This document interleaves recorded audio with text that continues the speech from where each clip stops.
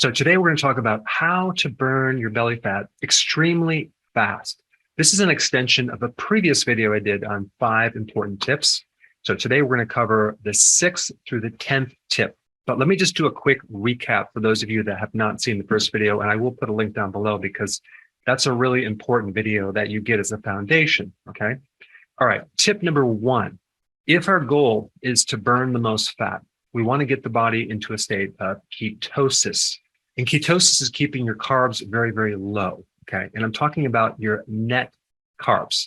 Net carbs are the total carbs minus the fiber carbs. And there are certain carbs that you don't count as a part of a ketogenic plan. And those are the leafy green salads. But we don't count those carbs because we want to include those carbs because of the amount of potassium, magnesium, vitamin C, and a lot more nutrients, including the phytonutrients.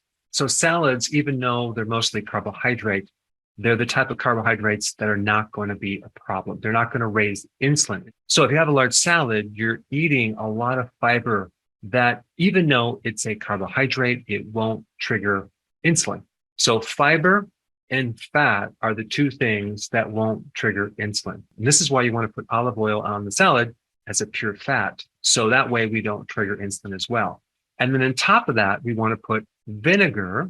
You can do balsamic or apple cider vinegar because vinegar is another thing that is really good to help regulate your blood sugars as well as lower insulin, despite you even eating some carbs. So that vinegar is going to be very, very important. And the other tip I'm going to recommend is eat your salad first, then the protein and fat. Because if you do it the other way around, eating your protein or fat first, you may not be hungry enough to finish the salad. And of course, I do recommend 7 to 10 cups of salad per day. It might seem like a lot, but when I talk about 7 or 10 cups, I'm talking about small handfuls. Okay, so it's not that much. Next thing is protein. The size of protein you need is between 3.5 ounces to 6 ounces, maybe 7 or 8, depending on your size. So if you're a male, you need the protein the size of the palm of your hand times 2. If you're a female, just have 1 serving of protein the size of the palm of your hand, just to keep it really, really simple. Of course, this is going to vary depending on your age, your metabolism, your activity level, if you work out, etc. It's also going to vary if you're going to do 2 meals a day or 1 meal a day. The less meals that you have per day, of course, you're not going to have the same amount as if you were to have 2 meals because that's just a tremendous amount of protein. So when you start doing things like OMAD, 1 meal a day, your requirements for these nutrients, even amino acids, go down because the body starts to adapt. The other important point about protein is to make sure that you don't do the lean protein, okay? You want the fattiest protein you can find because there's something called the insulin index, and that is the index that relates to foods increasing insulin. If you were to do no-fat protein, like whey protein powder, you would trigger insulin a lot more than if you had some other fatty meat or fattier protein. So make sure that if you're eating chicken, you have the skin on it. Make sure if you have fish, have the skin on it and consume the fattiest fish that you can find. Like sardines are really good in their own oil versus just in water. And either eat a fatty steak or maybe hamburger with higher amounts of fat. This is just going to keep your insulin levels the lowest possible. All right, number 3 is dietary fat, okay? You want to, especially in the beginning of this program, add more fat to your diet. And the reason for that is that it will allow you to fast longer because programs that are low fat will not be very satisfying. So it's really going to be hard to go for periods of time without eating. So by adding more fat, you're going to feel more satiated and you can fast longer. Now, it is true, the more fat you eat, the more your body's going to burn those calories instead of your own fat. But in the beginning, when you're starting this program, it's just really, really crucial to be able to fast longer and allow your body to switch over from sugar burning into fat burning. And fasting is going to do that. You see, as soon as you adapt to ketones, 2 things will happen. Your cravings go away and your appetite goes away, making it very, very easy to stick to this program and not go off the program. Can you imagine doing a program with cravings? I mean, it's like torture. And so when you do this program, what you have to realize is in between the meals, your body is eating. Okay, it's eating your own fat. And that's what we want you to do. We want you to fast as long as possible, ideally. And that extra fat at the end of the meal will set you up to do that. But then as you progress over some weeks and you're really adapted and you're grooved in and everything's going good, if you want to speed things up, you can lower the dietary fat, okay? Because you've already adapted, you can lower the fat, not really low, but just don't add extra fat to the diet. And that will allow you to tap into your own fat more than the dietary fat. All right, number 4, we talked about nutrients when you're doing this. Make sure you do electrolytes as well as B vitamins. I recommend nutritional yeast as one good source of natural B vitamins. Both of these sets of nutrients, the minerals and the B vitamins, will prevent most side effects from doing a fat-burning ketogenic plan, like keto fatigue, keto rash, keto flu. And as an important part of these nutrients, sea salt is also very important, because what happens as you reduce your carbs, you're going to reduce a lot of fluid in the body. And with the loss of fluid comes a loss of electrolytes and salts. And if you don't add those back in, you might do this fat burning program and feel kind of weak, feel some lethargy, etc. So make sure you take these nutrients as you do the ketogenic plan as well as doing fasting. All right, number 5, you want to add something desirable, pleasurable to this program to make it so you don't feel deprived. So many people are giving up a lot of junk food, and then they get bored on the ketogenic plan unless they make it interesting or add some type of food that mimics or resembles some of these pleasure foods that they've had. For example, I like to do chocolate after I eat. Of course, I don't do this late at night, and the chocolate is totally keto friendly. It doesn't have any actual sugars. It has sugar alcohols. It also does not have these new fibers like the soluble corn fibers or the tapioca fibers or the dextrin. You want to leave those out of that chocolate. So sometimes as a little dessert that keeps it really kind of pleasurable, I'll mix some whole cream with pecans and some keto-friendly chocolate chips. For me, that is the best dessert. But there are hundreds of different keto desserts that you can make, especially when you start out on this program, because it's all new and you want to get grooved in. So I will put a link down below so you can go to that part of my website that I have a lot of these recipes. All right, that was a quick summary of 1 through 5, okay? Now let's go to 6. And 6 is reducing your stress. What you might not realize is that experience stress, especially chronic stress, is almost equivalent to consuming sugar. Okay. Yes, because stress activates a hormone called cortisol. Cortisol, or another name for cortisol, is called glucocorticoids. Okay. Because it mobilizes glucose. It turns things into glucose, like protein or fat or even ketones. Your body under stress will mobilize extra proteins that it might not need, or have extra proteins like in your thigh muscle, in your butt muscle, and start to use that as energy when you go through this chronic stress states. There's even a condition called Cushing syndrome, which involves a high level of cortisol, okay? And you usually see this body shape where it's all midsection, skinny legs, no butt, because a lot of that protein is then converted into sugar, which is then converted into fat. So we want to reduce stress as much as possible.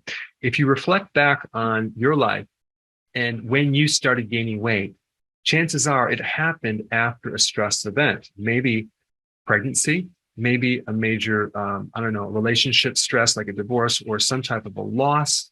All of these stresses can severely impact your blood sugars. So what do we have to do? We have to counter stress. It's impossible to completely get rid of stress, but what you can do is you can kind of manage it. Okay. So I would identify those people that stress you out, because it's usually people, and then put them over here for now, like just avoid them for a while. Now that might sound like a trivial thing, but it's a huge thing. If you were in an environment that did not have any stressful people, and you're around people that brought you up instead of bringing you down, your adrenals would be very, very happy. The other thing is to avoid the news because the news is mostly bad news, and sometimes it's exaggerated bad news. And you just don't need that, especially if you're trying to lose weight.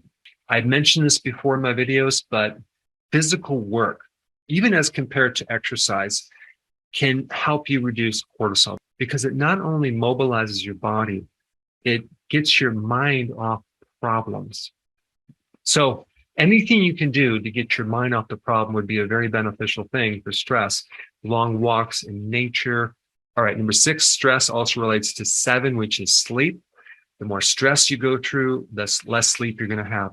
When you don't sleep well, you have higher levels of cortisol. This is why people want to snack if they're tired, because of this down cortisol wave that comes up and down. Not to mention, most of the fat that you burn is while you're sleeping, not during the day. So anything you can do to get a little more sleep will definitely help you. Real quick story. I had a patient who came in and she went through another program for a whole year, okay, exercise program. And for the whole year, I think she lost 1 or 2 pounds. It might have been just 1 pound for the whole year, okay? She was exercising 3 times a week, 2 hours each workout, okay? When I saw her, she was very depressed. And I've isolated not her diet being that bad, but her sleep was crappy. We focused on the sleep. We helped her sleep. And guess what? She started to finally lose weight. It's really bizarre that you fix something like sleeping where you're doing nothing, when actuality, you're doing something. You're allowing your body to heal and repair, and that's when you burn fat. So if you go to bed a little earlier, like a half an hour earlier, okay, and you try to sleep in another half hour later, believe it or not, that will greatly help you lose weight. And you won't be as hungry because the appetite will be down. Number 8 tip, at the very heart of the problem with trying to lose weight is this thing called insulin resistance, okay? That is the real cause of what's going on in your body that is not allowing the fat to come off easily. It's the thing that caused you to hit this set point that you're not able to get below a certain weight, regardless of what you do. So what we want to do is really hyper focus on this insulin resistance, and we want to fix that. And there's a couple things, in addition to the other things I mentioned, that you can do to speed things up. First of all, on a regular basis, you add apple cider vinegar, like a tablespoon in water, okay, throughout the day. That is going to help regulate your blood sugars, and it's going to make insulin more sensitive, so it doesn't go too high. It'll go lower. So it'll lower blood sugars and insulin. And then also cinnamon within your foods is a very potent spice to help lower your blood sugars, okay? Like a little cinnamon toast. I'm just being sarcastic, okay? Don't do the toast. You can put cinnamon on all sorts of things, and I have a video on that as well. The next thing is chromium as a supplement, okay? Chromium picolinate supports the beta cells, the cells of the pancreas that produce insulin. That can help you as well. Vitamin D is another thing that can help the pancreas lower insulin. Potassium from the salads you're eating, the electrolyte powder, can significantly improve your blood sugars. And then vitamin B1 is also really important in helping with insulin resistance. All right, number 9, exercise. Not just any type of exercise, but a combination of both types of exercise, okay? I'm talking about anaerobic and aerobic. And what I mean by that is the type of exercise that can be done without oxygen, like the high intensity interval training type exercise. And then the other exercise with more oxygen, it's called aerobic, like walking, hiking, riding your bike, that type of thing. I would combine both. So if I were you, I would do some type of high intensity exercise, whether it's a spin bike, weights, plyometrics, pulling the sled. And there's just a million different type of exercises. But here's the thing, you want to do it to the point where you are going to be sore, not just the next day, but the next 3, 4, 5, 6, 7 days. That workout has to be significant. Okay, I have a lot more data on that. I will put a video down below. But you want to do that so you're really breaking down the body. So in the repair process, you have this huge spike of growth hormone, which also is going to mobilize a lot more fat. Okay. And then on the days that you're resting, because you never want to work out over soreness, so you'll be resting for 2, 3, 4, 5, 6, 7 days or more until all that soreness is gone. The other days you can do the aerobic exercise. You go for the walks, go for the hiking, low type intensity workouts where you're not really getting sore, but you're building up your endurance. Okay. I would combine both of those. In number 10, periodic prolonged fasting. This is pure dynamite. I'm assuming you're doing regular intermittent fasting, hopefully maybe 1 meal a day called OMAD, but at the very minimum, 2 meals a day. Try to squish those together. But the periodic prolonged fasting is the icing on the cake. I'm sorry. It's the meat and potatoes of the program. I'm sorry, I'm going in the wrong direction there. It is the extra magic that's going to really tie everything together. So at the very minimum, every 2 weeks, do a 48-hour fast. Now, what's going to happen is you're going to mobilize a lot more fat and speed things up. And as you do this, you're going to get more comfortable to the point where you might be able to do it once a week. So on the weekends, it's a 48-hour fast. Here's the principle I really want you to focus on. Don't eat unless you're hungry. So many people that I'm consulting, that I'm talking to help debug their weight loss plateau, I'll ask them this. So you're doing OMAD, right? Yeah, I'm just doing 1 meal a day. I'm still not losing weight. I'll say, are you hungry before your 1 meal a day? And they'll go, oh, no, I'm not hungry at all. Then I'll ask them, why are you eating? But why not take advantage of a loss of appetite and go as long as you can? I've had people start this program and go 5 days without eating. Yes, they're doing their nutrients, their electrolyte powder and their nutritional yeast and other nutrients too, but they're not hungry, so they're not eating. And guess what?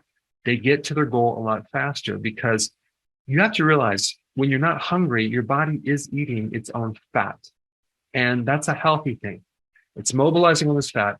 And why mess it up with a meal? Okay. Because every time you eat, regardless of what you eat, you're going to actually raise insulin to a certain degree. So for those people that need to lose a lot more weight, might as well take advantage of the loss of appetite, because what is the point of eating if you're not hungry? Your body is eating. I guess it's just something people think that, well, I just have to eat because of nutrients. Well, you can take nutrients. Why do you need the other foods? You only need them if you need energy, but your energy is coming from your fat. Now, if you have not seen my first video on the first 5 tips, I think it'll be highly valuable to watch that. So that way you have all the information. And I put that video up right here. Check it out.